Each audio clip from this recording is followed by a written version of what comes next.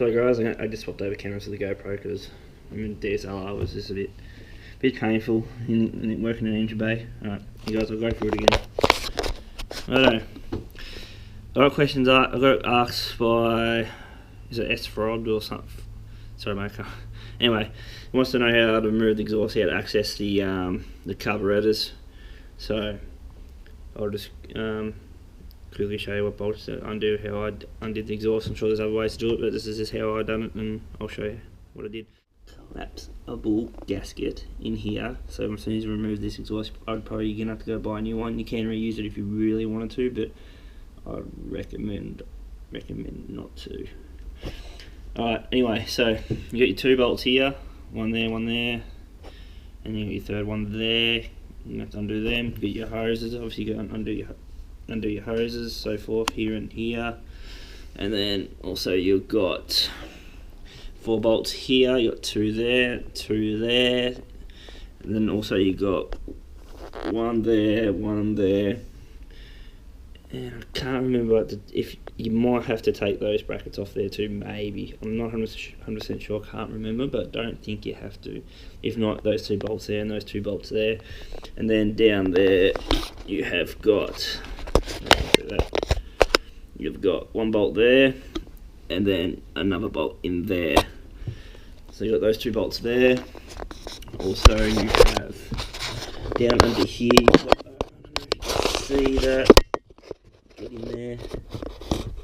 There's a hose there, you can see which is connected underneath on the exhaust there, a little hose clamp.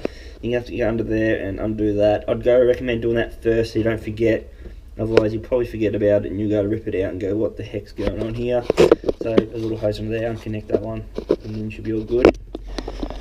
So yep, you're gonna have to undo your hose clamps here and here, then just slide that rubber forward over onto here, and then there'll be another hose underneath there, exactly the same as this corner, with another 2 stainless hose clamps. So undo those 2 stainless clamps too, and that will separate this half the exhaust. Don't undo that, you don't need to, just another gasket you have to replace. So this whole piece here will come off as one section, then you just kind of remove it out, just move it kind of sideways and lift it out, and it'll pop out. It's not too bad, pretty easy. Now obviously you've got another hose there that just pulls out just there, so got that there. So that will give you access to the front side of the carburetors, but you have to take the whole lot out realistically. And to do that, there is, I'm going to take that hose off there. There's another hose somewhere. Remember, obviously you're going to have to loosen that hose clamp there. You have to take your rubber off here, which usually goes around here, but what I've done, guys, is I've wrapped it actually around the exhaust here too, because if these ever come loose, like it has before, I don't know why, anyway, it's just kind of pushes force on the exhaust to push it forward, so keep it always in the rubber seal. So instead of wrapping across there, I actually undo it, wrap it around here and back around, so it pushes the exhaust forward all the time. So I'll do that too when you put the exhaust back together. Rightio. Okay, and yeah, hose clamp there, and there's obviously another hose clamp in there. Then you have to undo that plug there. The one there to there, just undo that from there. And I'm pretty sure that's it. I don't know if any other hose. Oh, there's a bolt there. I don't know if you can see that. There's a bolt there.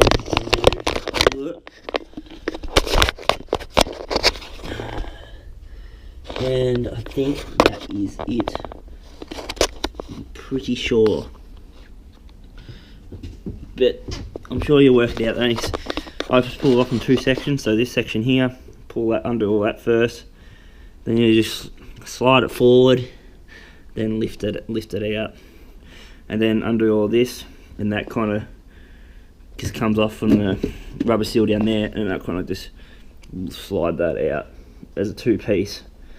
And then you got access to all your carbies and that. If you get access to your carbies, check your fuel lines. I'd probably replace them too. You don't really want to have to go to pull it all apart again, because it's a really pain in the ass. Also, I noticed when I pulled mine apart that all the hoses are joined with cable ties. That's what's clamping the hoses down, all the fuel lines and everything. That's a bit shit.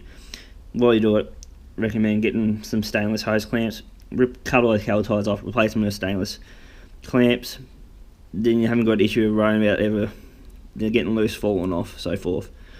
So I'd do that too. And I think that's all. And check if you got a D plate. You probably know about them. But I think most of the Australian ones did. Anyway, I'm pretty sure that is it. Another problem to check as well with your power valve, with your power valve down here. Give that a unconnected cables or so forth, and actually spin them by hand, and you'll notice that after a while they wear out. As you got these plastic clips which grips onto the bar, the stainless bar runs through here, which connects them all up to one. And you'll notice when you're spinning it that this power valve will go up higher. That one will not get up as high, and that one only barely moves because they slip. Each one will generally slip. So what I did, I had to pull the plastic clips off, and I just crimped them up with some pliers just to tighten it all up. And that's so it didn't have any slippage on the stainless bar that runs through it.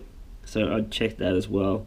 You want all the power valves to open up evenly at the same time. You don't want them to slide and slip around. It's just, what's the point? It doesn't work.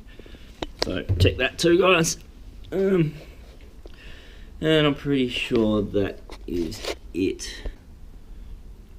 Hope that helped you out, guys. And if you have any questions, just send me a message and I'll answer them for you if I can. Alright, see ya, cheers.